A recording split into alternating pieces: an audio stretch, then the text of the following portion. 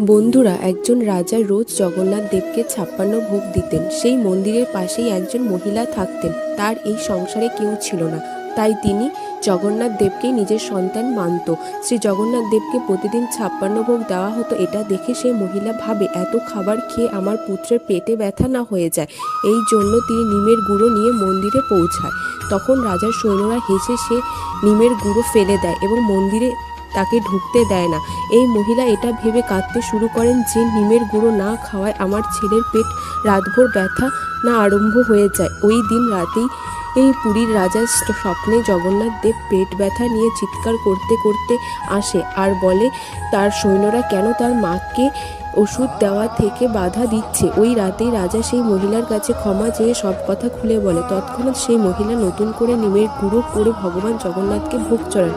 বন্ধুরা, আজও ভগবান জগন্নাথকে 56 ভোগের পরে